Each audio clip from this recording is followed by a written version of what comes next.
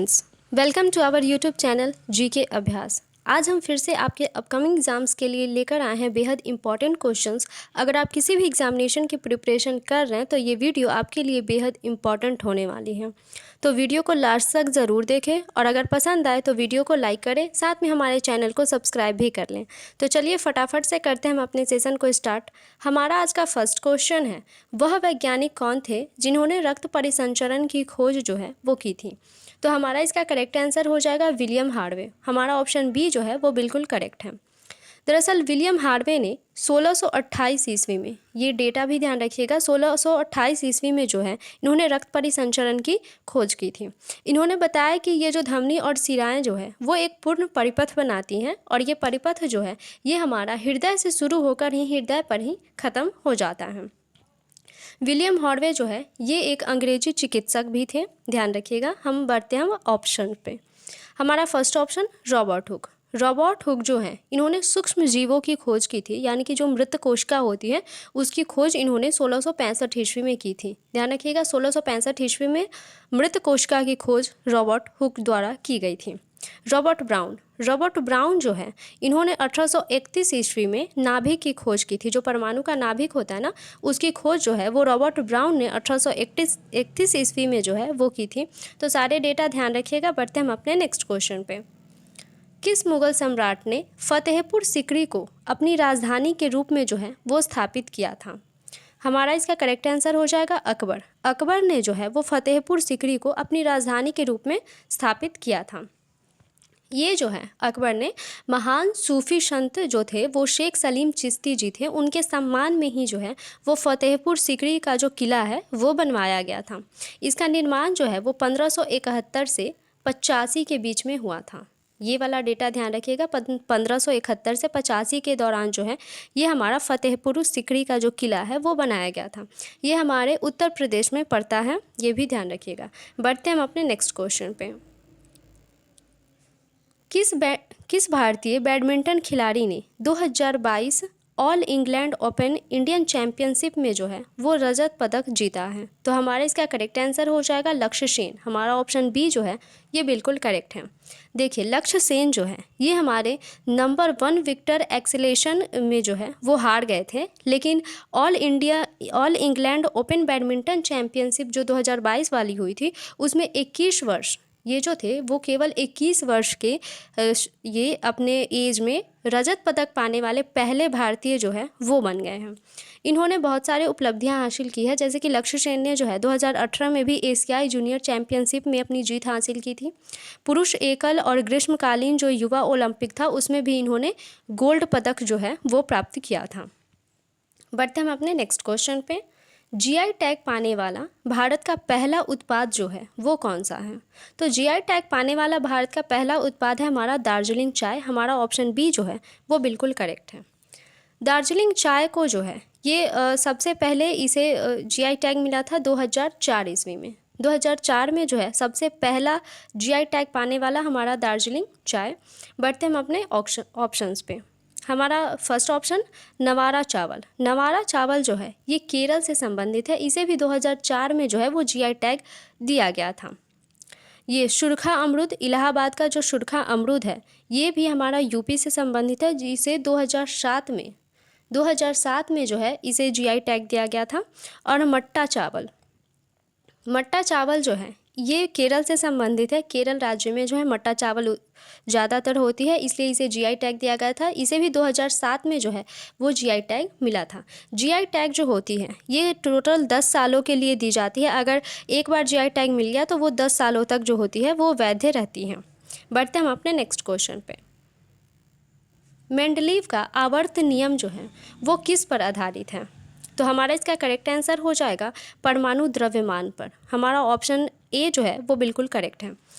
दरअसल मेंडलीव का जो आवर्त नियम है वो हमारे परमाणु द्रव्यमान पर जो है वो आधारित है। अगर आवर्त सारणी के जनक की बात की जाए तो वो हमारे मेंडलीव ही हो जाते हैं, लेकिन अगर क्वेश्चंस में आधुनिक आवर्त सारणी की बात करें कि आधुनिक आवर्त सारणी का जनक जो है वो कौन है, तो वो हमारे हो जाते हैं हेनरी मोसले जी। ये ध्यान रखिएगा, क्योंकि वर्तमान का जो हमारा ये है आवर्त सारणी जो है उसकी वो जो है हमारा परमाणु संख्या पे आधारित है, ये परमाणु क्रमांक पे आधारित है।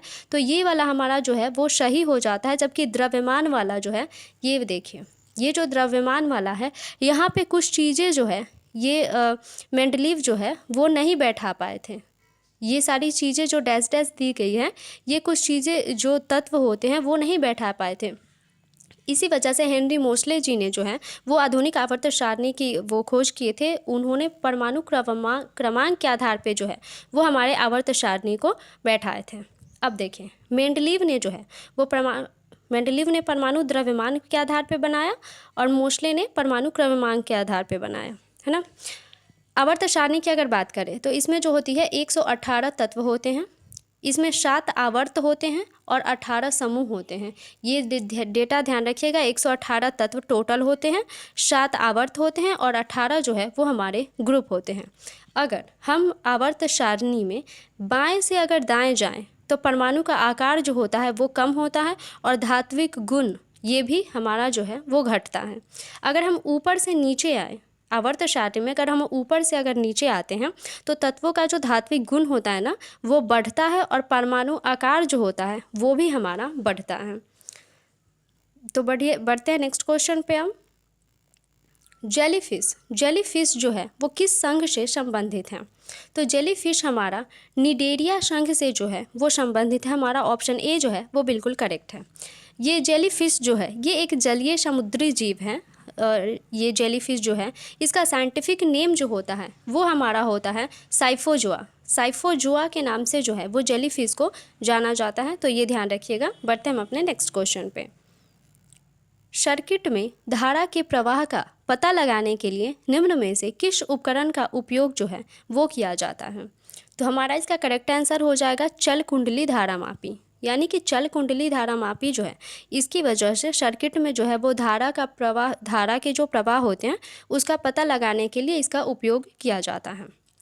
ये जो है एक इलेक्ट्रोमैग्नेटिक डिवाइस है।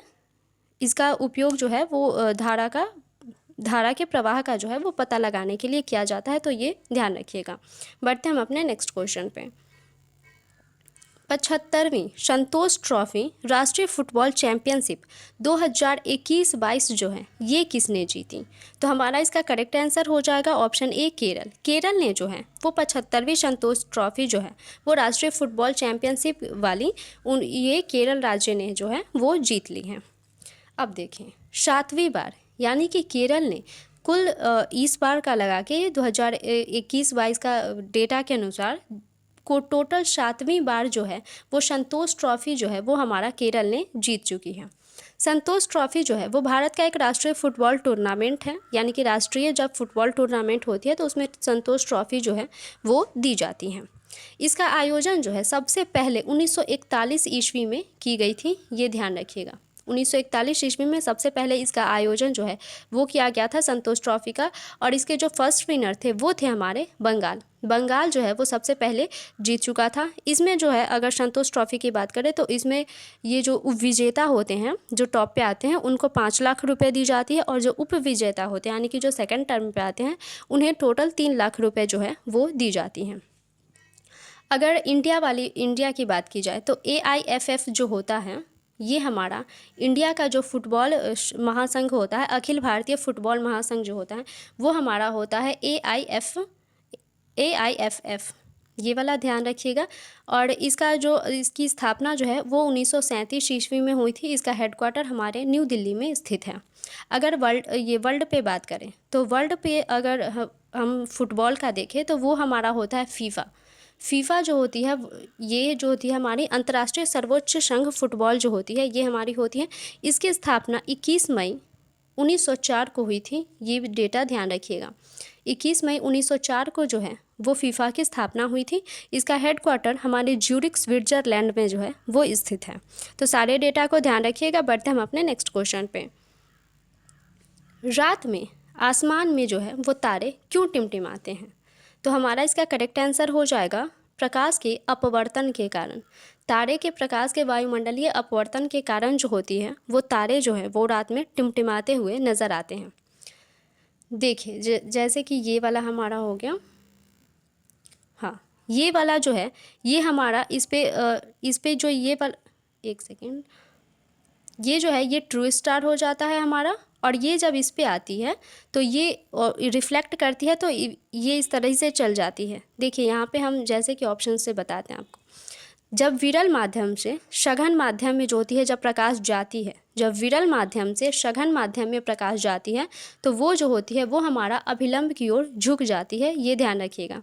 और जब सघन से विरल की ओर जाती है तो ये हमारा अभिलंब से जो है वो दूर हट जाता है। एक तारे को, जैसे कि एक तारे को अगर वायुमंडल से होकर जब गुजरता है तो यह कई बार अपवर्तन से गुजरता है। मतलब जब एक तारा प्रकाश के वायुमंडल से जब गुजरता है तो वो उसे कई बार अपवर्तन का जो है वो सामना करना पड़ता है। इस वजह से जब हम तारे को देखते हैं तो वो हमें टिमटिमाता हुआ नज़र आता है। तो हमारा इसका करेक्ट आंसर था अपवर्तन के कारण, ऑप्शन ए बिल्कुल सही था। बढ़ते हम अपने नेक्स्ट क्वेश्चन पे। किस भारतीय राज्य में पंचायती राज संस्थान बिल्कुल भी नहीं है? तो हमारा इसका करेक्ट आंसर हो जाएगा ऑप्शन सी, नागालैंड। नागालैंड में जो है वो पंचायती राज संस्थान जो है वो बिल्कुल भी नहीं है। अगर ये पंचायती राज संस्थान की बात करें तो ये हमारा 73वें संविधान संशोधन 1992 के द्वारा हमारे संविधान में जो है ये जोड़ा गया था, पंचायती राज ये, और इसके द्वारा जो है वो हमारे 9वीं अनुसूची भी ही जो है हमारे संविधान में जोड़ी गई थी। पंचायती राज जो है वो हमारे नागालैंड के साथ साथ मेघालय, मिज़ोरम और ये अगर यूटी की बात करें तो दिल्ली, यानी कि पंचायती राज हमारे नागालैंड में भी नहीं है, मेघालय में भी नहीं है और मिज़ोरम में भी नहीं है। अगर यूटी की बात पूछी जाए तो वो भी हमारा दिल्ली में भी नहीं है। बाकी सभी जगह जो है वो पंचायती राज व्यवस्था लागू की गई है। अगर जब ये 73वां संविधान संशोधन जब हुआ, जब पंचायती राज संस्थान की स्थापना की बात की जा रही थी, तो उसका जो उस समय जो है कुछ प्रमुख समितियां बनाई गई थी। तो बहुत सारी समितियां थी, लेकिन हम कुछ आपको इम्पॉर्टेंट वाली समितियां जो हैं वो बता देते हैं। जैसे कि जीवी के राव समिति, जीवी के राव समिति जो है वो 1985 ईस्वी में बनी थी। सबसे लास्ट वाली जो थी ये हमारी यही वाली समिति थी। उससे पहले बलवंत राय मेहता समिति थी जो कि 1957 ईस्वी में बनी थी। ये सबसे पहले वाली थी बलवंत राय मेहता समिति, जो कि पंचायती राज से ही संबंधित है। और एक 1977 में जो है वो बनी थी अशोक मेहता समिति। तो अशोक मेहता समिति भी जो है वो हमारे पंचायती राज से संबंधित है और बेहद इंपॉर्टेंट हो जाते हैं ये तीनों समितियाँ, तो ध्यान रखिएगा। बाकी और भी समितियाँ हैं, लेकिन इम्पॉर्टेंट वाला जो था वो यही था। आशा करते हैं आपको सारे क्वेश्चंस क्लियर हो गए होंगे। अगर वीडियो पसंद आई हो तो वीडियो को लाइक करें, साथ में हमारे चैनल को सब्सक्राइब भी कर लें और अपने फ्रेंड्स के साथ शेयर भी कर दें। तो मिलते हैं नेक्स्ट वीडियो में नेक्स्ट क्वेश्चंस के साथ, तब तक के लिए गुड बाय।